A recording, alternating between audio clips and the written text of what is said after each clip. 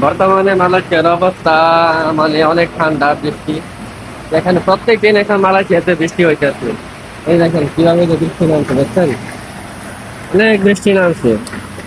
এই যে বৃষ্টির জন্য প্রায় এখন কাজ করাটা আমাদের খুব কষ্ট হয়ে যায়, কারণ কাজ করতে পারি না বৃষ্টির জন্য। প্রত্যেক দিনে বৃষ্টি আসছে সকাল থেকে, আজকে সকাল থেকে বৃষ্টি নামতেছে। সারাদিন তো নামে 3টা বাজে, 3:30 বাজে, আর আজকে নামতেছে প্রায় ধরেন সকাল সকাল নেমে গেল। এই যে দেখেন কিভাবে বৃষ্টি নামছে, এই যে প্রচন্ড বৃষ্টি আসছে। মালয়েশিয়া শেষে এরকম সিস্টেম, এক জায়গার মধ্যে বৃষ্টি আর এক জায়গার মধ্যে রোদ।